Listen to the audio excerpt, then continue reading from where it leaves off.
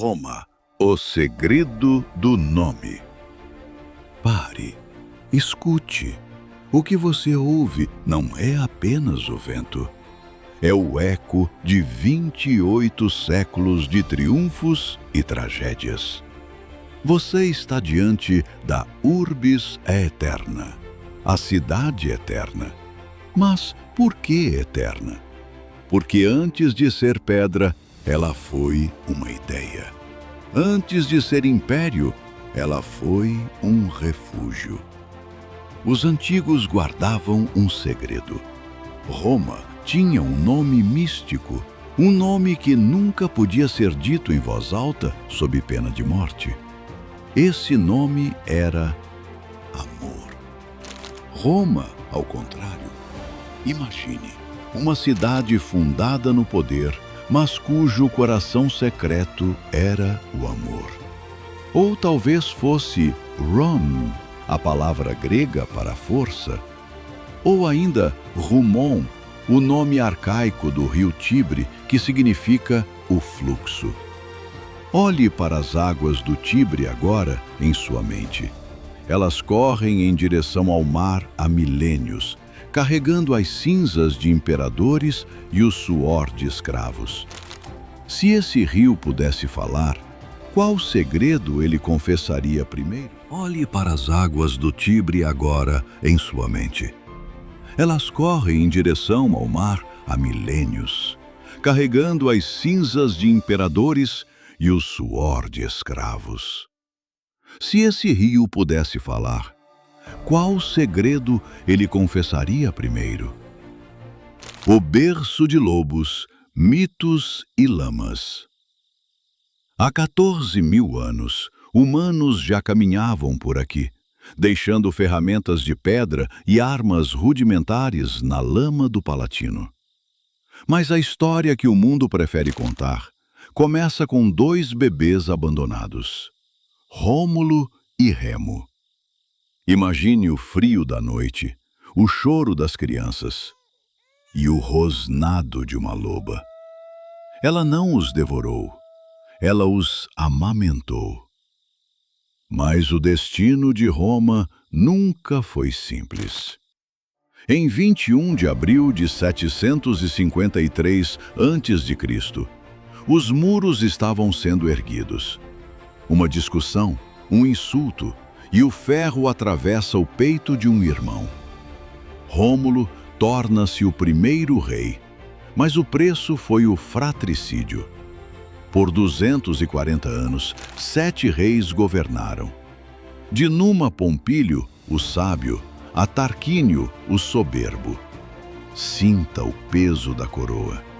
Sinta a tensão de uma pequena vila que se unia através do cinecismo, o encontro de tribos latinas, sabinas e etruscas em busca de algo maior. Você seria capaz de perdoar o assassino de um irmão para construir uma civilização? Roma nasceu dessa cicatriz. A pulsação do Fórum, a República de Ferro. Em 509 a.C., o povo disse: basta. O último rei é expulso e nasce a República. Aqui, no coração do Fórum Romano, o destino do mundo era decidido. Imagine o calor do debate. Patrícios aristocratas em suas togas brancas e plebeus lutando por cada centímetro de seus direitos. Mas Roma não olhava apenas para dentro. Ela olhou para o mar. Cartago, a poderosa cidade africana, tentou detê-la nas guerras púnicas. Durante séculos, o Mediterrâneo foi tingido de vermelho. Roma tornou-se mestre do Lácio, da Península Itálica e, eventualmente, do mundo conhecido. Mas a glória externa trouxe a podridão interna. Os Gracos tentaram reformas e foram mortos. Mário e Sula banharam as ruas com sangue em guerras civis. E então, ele surge, Júlio César. A Gália caiu aos seus pés. Mas, ao cruzar o rio Rubicão, ele não cruzou apenas uma fronteira, ele cruzou o limite da paciência de Roma. Imagine o silêncio no Senado no dia 15 de março, o brilho das adagas, 23 golpes de punhal para tentar salvar uma república que já estava morta. O Caput Mundi, o ápice do império. Das cinzas das guerras civis surge Augusto, o primeiro imperador. Ele transformou uma cidade de tijolos em uma metrópole de mármore. O império torna-se um monstro de poder, alcançando 6,5 milhões de quilômetros quadrados sob o comando de Trajano. Da névoa da Grã-Bretanha às areias do Egito, o mundo era romano. Caminhe comigo agora até o Anfiteatro Flaviano, o Coliseu. Sinta o chão tremer com o rugido de 50.000 pessoas. Pão e circo, eles gritavam.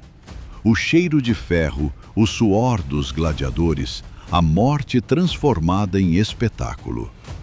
Enquanto isso, Nero assistia a 2/3 da cidade queimar em chamas. Roma era o céu e o inferno em uma única praça. Ela era o Caput Mundi, a cabeça do mundo. Se você estivesse sentado naquelas arquibancadas de mármore, você torceria pela vida ou pela morte? A diversão de um povo era escrita com sangue na areia. O crepúsculo e a cruz. Mas mesmo as montanhas cansam. O império começou a rachar. No século III, a crise era total. Imperadores caíam em meses, bárbaros batiam às portas. E no meio do caos, uma nova fé surgia. Os cristãos, perseguidos sob as arenas, agora viam Constantino assinar o Édito de Milão em 313, garantindo liberdade de culto. Roma estava mudando de rosto. Em 476, o fim. O último imperador, o pequeno Rômulo Augusto, entrega sua coroa. As luzes se apagam, o fórum fica em silêncio. As vacas pastam onde antes senadores ditavam leis. Mas Roma é uma fênix. Onde caíam os deuses pagãos, erguiam-se as cruzes do papado. A cidade não era mais a capital dos exércitos, mas a capital da alma cristã. Renascimento e a Roma de hoje. Saltamos nos séculos. O Renascimento floresce sob as mãos de gigantes. Michelangelo se contorce sob o teto da Capela Sistina. Rafael dá vida às paredes do Vaticano. Bernini e Caravaggio esculpem a luz e o mármore em formas que parecem respirar. Roma torna-se a capital da arte, o destino do Grand Tour. E chegamos ao hoje. Roma é o barulho do trânsito cruzando as estradas consulares, como a Via Ápia, que ainda ligam a cidade ao resto da Itália. Ela é o brilho da moda, o glamour de Cinecittà, os estúdios onde sonhos são filmados. Ela é o centro da FAO e da ONU, cuidando do futuro enquanto pisa sobre o passado. Ao olhar para o panorama urbano do Castelo de Santo Ângelo, entenda uma coisa: governos, moedas e reis são poeira. Mas Roma é eterna, porque ela está em cada lei que escrevemos, em cada estrada que pavimentamos, em cada sonho de grandeza que temos. Ela é o berço da cultura ocidental. Ela é a sua história. Ela é a nossa história. Roma, a cidade eterna, onde o tempo não passa, ele simplesmente permanece.